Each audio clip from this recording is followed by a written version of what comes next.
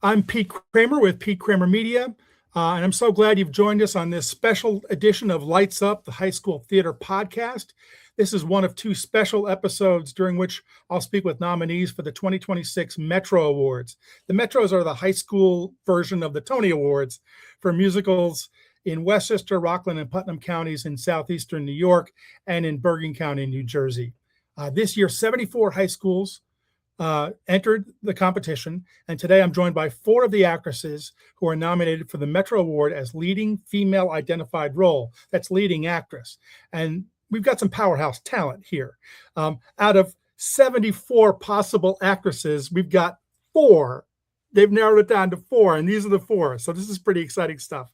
So welcome Amiko Dunn from Brewster High School. Hi, I'm super excited to be here, and I'm super excited to start learning this medley with you guys. That's great. And Morgan Palanti from Bergen County Academies. Hi, I'm so honored. I'm so excited to get involved. And Maria Papson from Ramsey High School. Hi, thank you for having me here. Sure. And Valentina Ferranti from Rhinebeck High School. Hi, I'm so happy to be with all you guys. Great. Well, that's four of the seven leading actress nominees. Regrettably, Valentina was in the prom this year, and one of the girls who couldn't make it is at her prom. So that's understandable.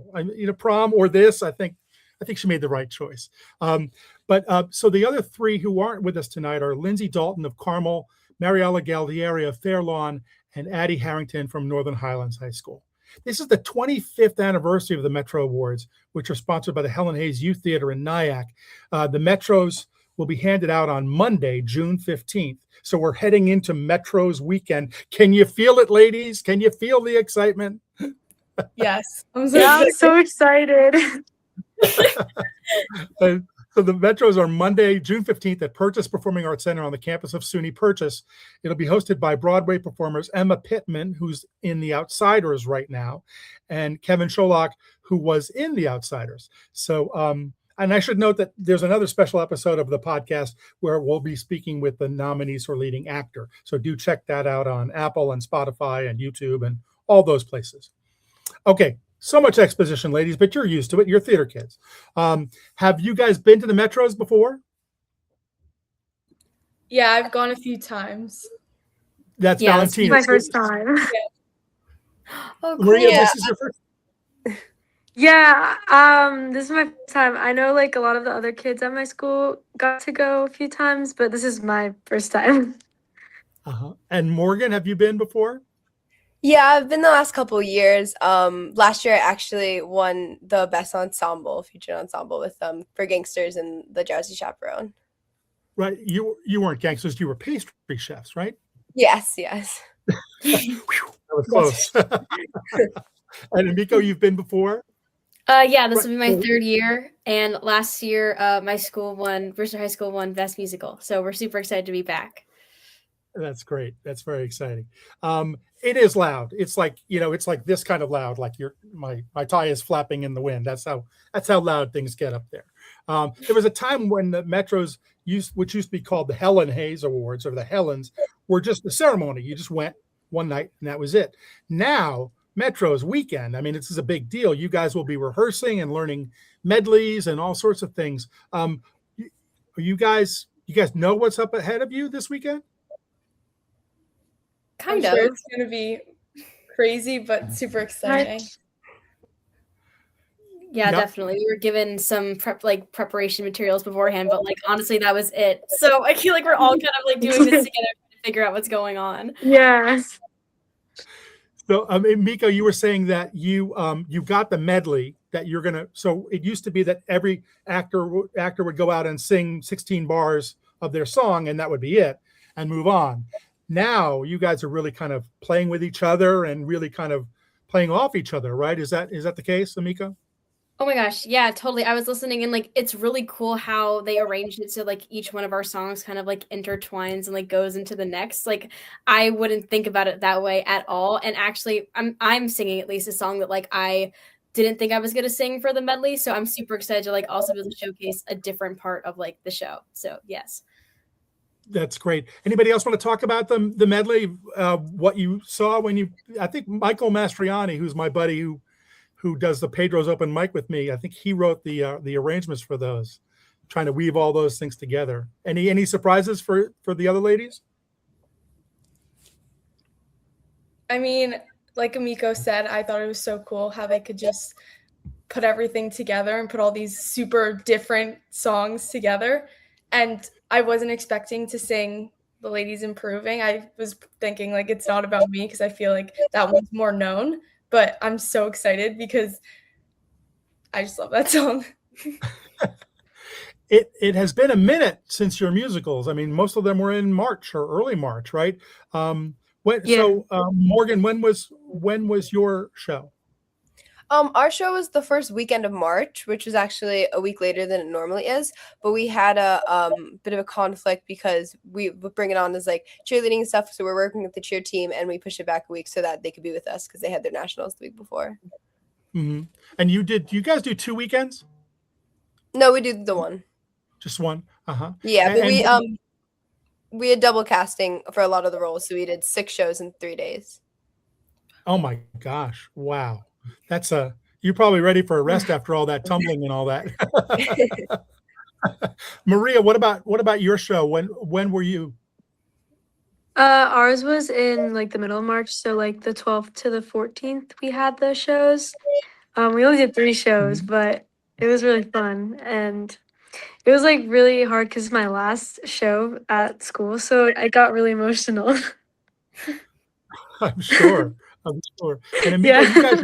you guys were in March as well, right?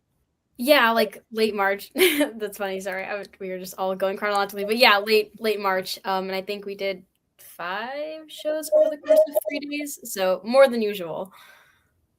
Yeah. Well, you did Cinderella, so it was kind of a kid show, so they added a Sunday performance for it. Yeah, they added a Sunday performance, and then we also did like a meet and greet. I felt like I was like a Disney princess. I mean, I guess I am, but like I felt cool because there were all these really sweet kids, and it was a really big like community event, and I just loved how the community got to be involved as well. And Valentina, you guys were were you in early April or were you in March? No. We were in the first weekend of March, and we gotcha. did 5 shows, but one of them was a super cool addition that we've done for the past 2 years. We did a sensory-friendly performance for like neurodivergent audiences. And we also this year added an ASL interpreter, which I'm sure you'll speak to Gian. He put that all together. But yeah, it was just super heartwarming to do that performance. That's great. The sensory-friendly performance is really remarkable because the lights don't go all the way down. The sound cues are softer. It really is intentional, and it's a shorter show too, right? It's more like it's just a condensed version of the show, right? No, so this year we've had to do the full show because of like rights and stuff like that. But obviously we opened it up, like you can leave after Act 1, you can leave in the middle. Like it was very like free for whoever wanted to come. Sure. So I mean, talk about 4 totally different shows. Cinderella, The Prom, Bring It On, and Mean Girls. My gosh. I want to hear that medley. That medley is going to be something. What's it been like kind of revisiting these characters or thinking about revisiting these characters? Because it's, like I said, it's been a minute. Morgan, you want to talk about that a little bit? Yeah, sure, I can start. I personally, like, I'm so excited to get back into it. Honestly, this has been like one of my favorite roles, and I'm like revisiting the song with my vocal coach and stuff, and it's just so exciting to like kind of bring me back to the spot where like and especially for my character, like high school girl, like it's very easy to like relate to her, so it's really exciting to get to sing the song again. Yeah, I would that would be difficult for me. I couldn't do that. High school girl, there's no way. Valentina, what about you? Putting Dee Dee Allen back on. Do you have your Tonys in your purse? Oh, Everything yeah. all set? Yeah, I'm so excited because Dee Dee's so far from who I am, and I think it's so fun to just step into that, and I'm so excited to revisit it. That's great. Maria, I guess the question for you is, are you going to show up as Act 1 Katie or Act 2 Katie? Heron. Well, in in the medley, I'm singing "Stupid with Love," like a cut from "Stupid with Love." So I'm doing Act 1, Katie. But I'm super excited because it's definitely like a contrasting between Act 1 and Act 2. So I just like love the show and love the character. So I'm like super excited to like go back. It's like one of my favorite shows we did here. That's great. Now, so Amika, are you planning to have kids come and ask you for autographs at the Metro Awards, you think? I mean, that'd be really great. That'd be really, really cool. But yeah, I'm super excited to get back into Cinderella. She was definitely like the most challenging role like I've personally ever done, because I also feel like it's kind of like not the usual role that I tend to play. So I'm super excited to get to do that, and I'm also excited because I just got notified I get to wear like the dress again, which I didn't think I was going to be able to. I thought that was like locked up in like the depths of like our storage closet. So I'm super excited that I get to revisit the role and also that costume. That's great. Now, Amiko and Valentina, because your shows are up for overall production as well, right? So you'll be part of a medley, or you must have been rehearsing for that already, right? Yeah. Yeah, actually, we have our brush up rehearsal tomorrow. Yeah, we had one today. How nervous are your directors? Are they crazy nervous?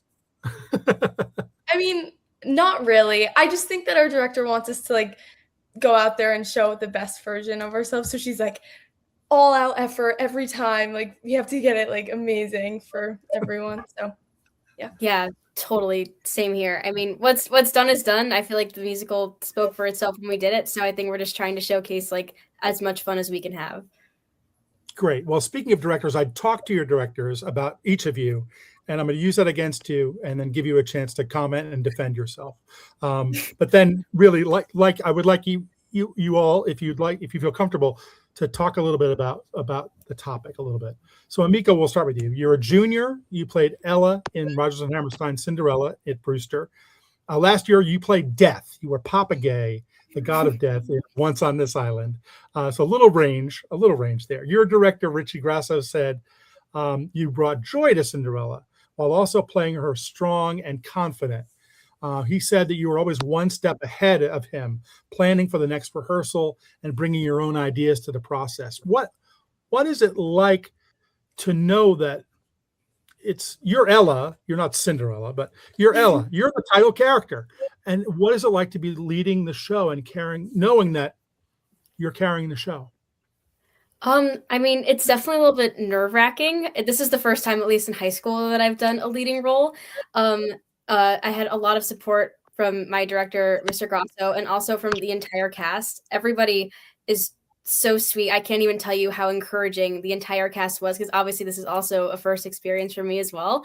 And obviously there wouldn't be Cinderella if it weren't for every other character in our fantastic ensemble.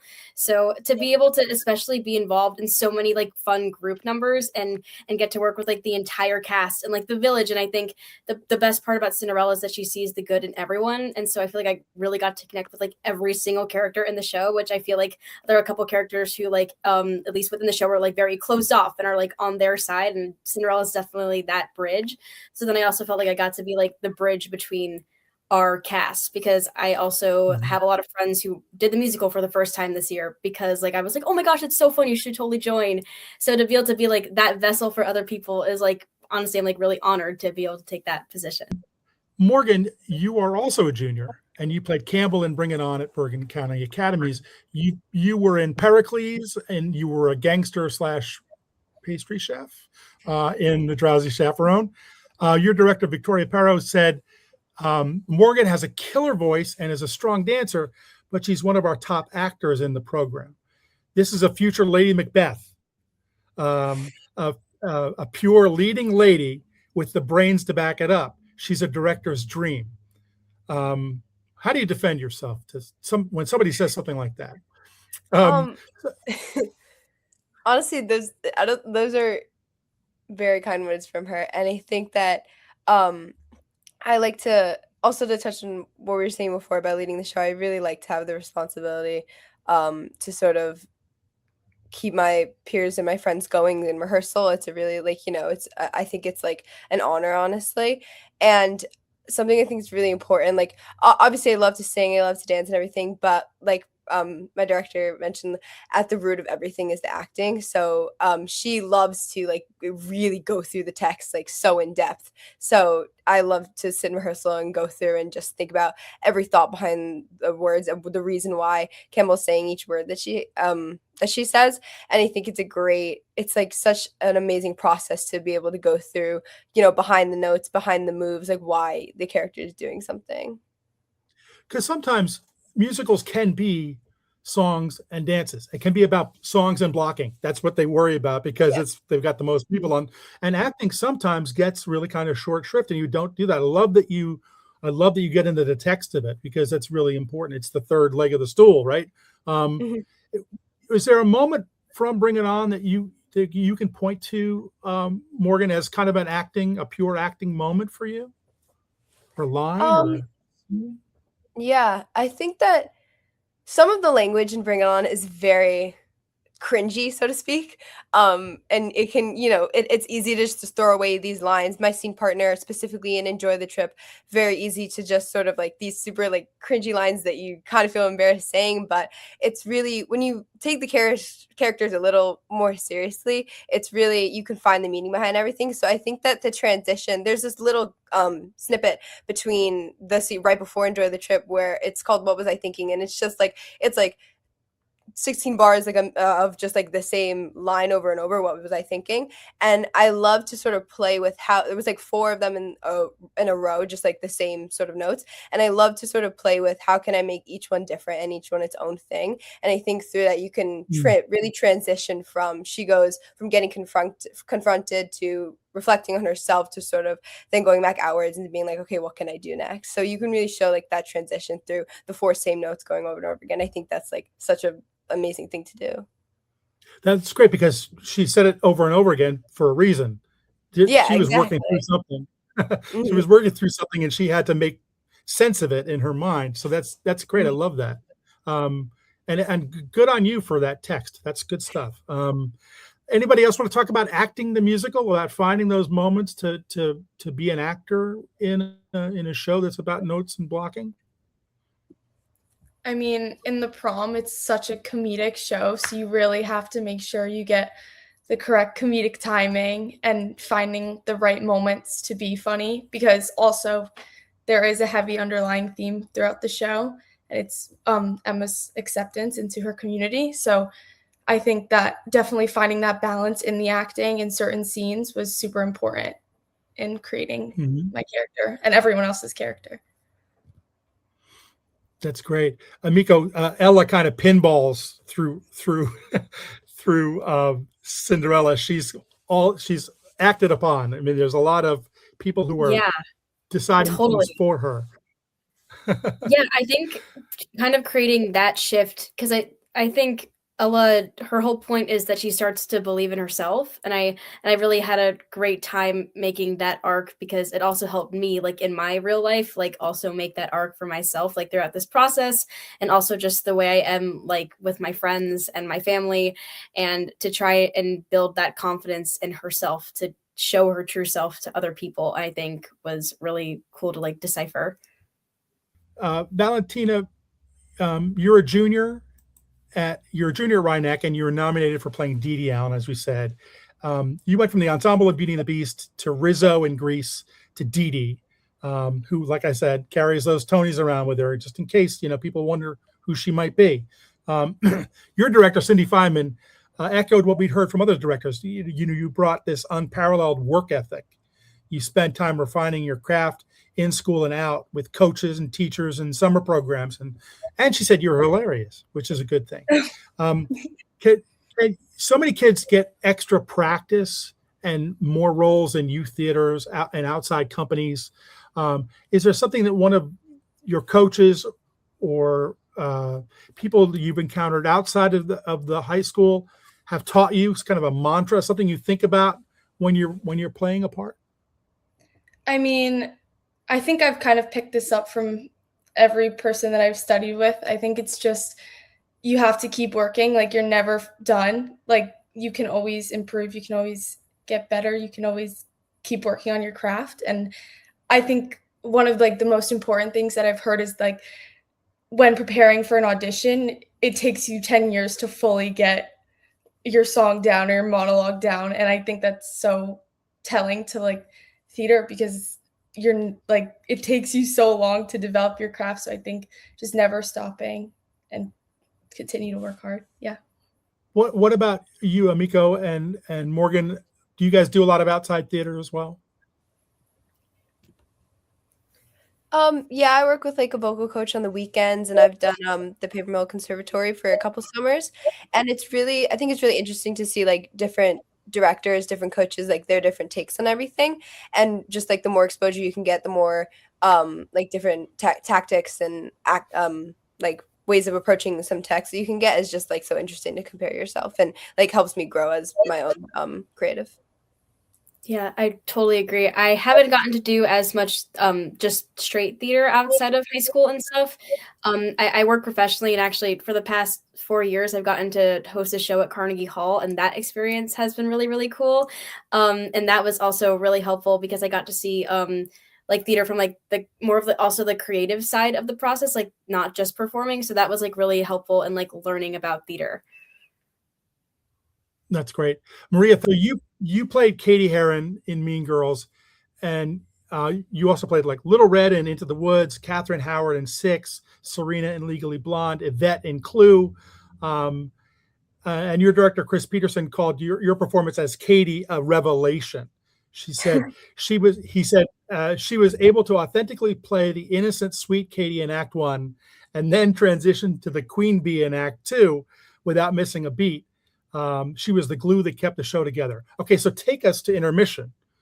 You're in your dressing room. You're going from innocent to Queen Bee. What are we seeing something happen there when we're getting ready to do Act 2? Was it a dramatic thing backstage too? I just like thought differently, I guess. When I went backstage, I like changed my outfit and I fixed my hair up, put more makeup on to like kind of get in character to feel more like Regina George-y, I guess. Because I feel like the whole point of Katie in Act 2 is that she's trying to be like Regina, and that's like the gag, I guess. So I was just trying to embrace like a really like mean person in intermission. And I think like getting like the costume and the makeup and the hair like helps me embrace it kind of. No, that's right. You know, a lot of actors work that way, the outside in, right? So Yeah. I remember talking to an actress on Broadway she was probably in her 80s, and I noticed that the character that she was playing wore these really like little girl shoes, Buster Browns. You guys ever heard of Buster Browns? They're like these old kind of little shoes that little girls would wear like in the 20s and 30s. And I noticed that, and I said, why the Buster Browns? And she said, because she's never grown up. She's 80 years old, but this character has never grown up. So the shoes really defined her character, which is a little thing. You think, wow, shoes are shoes. But so many actors I've talked to over the years have said they start with their shoes. They need their character shoes to give them that foundation, literally. That's great. I just want to just pause for a second and say, and if you're just joining us, I'm Pete Kramer with Pete Kramer Media, and this is Lights Up, the High School Theater Podcast. And we're speaking with 4 nominees for Outstanding Actress in a Leading Role for Monday's Metro Awards. With me are Amiko Dunn from Brewster, Valentina Ferrante from Rhinebeck, Maria Papson from Ramsey, and Morgan Palante from Bergen County Academies. So we're not joined tonight by 3 other nominees. I want to mention them and talk a little bit about them and have you comment on kind of the arc of their story too. Lindsay Dalton played Roxy Hart in Chicago Teen Edition at Carmel. Lindsay, I interviewed her back in March. She had been in the pit for a couple of years. She had played flute and piccolo, but she also teaches dance at a local school. And when she heard they were doing Chicago, she said, I got to try out. And she tried out, and she got Roxy in Chicago. And she told me this is the kind of kid she is. She said she's just trading one instrument, the flute, for another instrument, her voice. Nothing like, just nothing big. just doing Roxy. And Lindsay's musical director, Pete Ballantoni, said the first thing that comes to mind when he thinks of Lindsay is her sensitivity. He said, I've seen her care for many others with empathy, sympathy, and compassion. She has a genuine heart, and that's always be what I see in Lindsay before even getting to all the musicianship that she displays. Important that you kind of set a tone of caring in your, I mean, Emiko, you talked about being the bridge in your cast, about making those kinds of connections so that because you are setting the tone, aren't you, as the leading actress?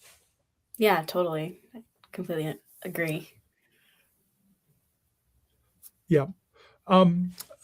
Another Chicago entry nominee is Maria Galdieri, who played Velma at Fairlawn, and she's a senior, and she's also played Serena in Legally Blonde, Rosie in Mamma Mia, and Velma in Chicago.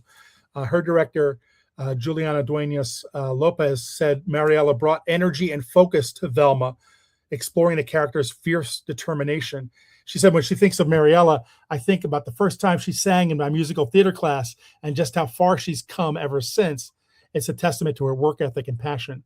So Mariella's not here, but maybe one of you would like to talk about your progression, your journey, where you were freshman year and where you are now, and what kind of, what we might learn from that. Is there somebody who want to talk about that? I can talk about that a bit. My school is a magnet school, so I had to apply, and I'm in like the theater major there.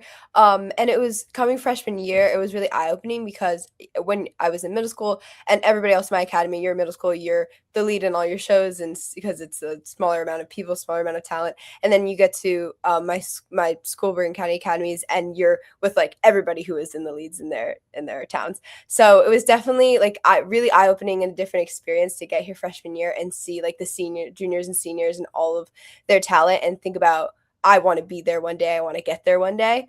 And over the years I've definitely climbed up the ladder as I could. That took in so much from my peers and learned so much from my directors and teachers. And I think like it just shows like you with time, like you can grow so much and you can like learn so much from the people around you. Yeah, great point. Great point. Anybody else want to speak to that? The idea of your path or your journey and what you've gone through? I'll speak. My school has a really big music program, and we have like a cappella too. So there's always like a lot of competition between like the people in the same kinds of areas, I guess. So having to like push my way through, especially with the seniors that graduated last year, it was definitely like hard to like keep up and try to like get roles and solos and stuff. So like I think because of having like that experience, it's helped me grow to like work harder, which I appreciate because it's definitely like good for the real world. So I think like being in this kind of environment where there's a lot of competition is like a good thing.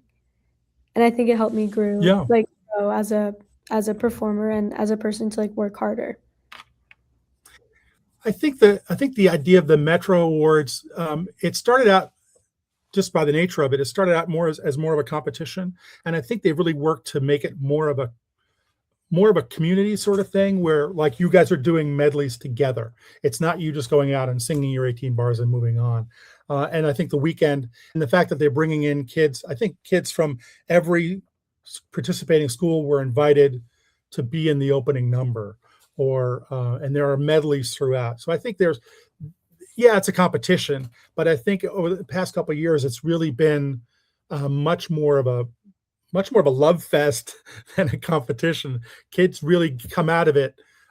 You'll form a sisterhood out of this thing. You guys will follow each other on Instagram and all that stuff, all that really important stuff. So I want to talk about Addie Harrington for a second. She's a senior at Northern Highlands, and she's nominated. She played Audrey in Little Shop. She played Abigail Williams in The Crucible, Elaine in Arsenic and Old Lace, Puck in Midsummer Night's Dream, and the singing telegram girl in Clue. She also appeared in Little Night Music at Lincoln Center, and her director, Shayna Strang Wolf, said, when I think about Addie, I think about an extremely disciplined student. She's always all in. She loves to come to rehearsal and do the hard work necessary to be extraordinary. Now, I'm sure that there are days where Addie wasn't feeling it. There are days when you probably weren't feeling it. Morgan, when you had to get on top of that pyramid or when you had to work on those tumbling things. I'm sure that there were days when you said, nah, check, please. I'd really rather not today. How do you get over that feeling? How do you, because there people are looking to you for how you're handling this. How do you guys navigate that?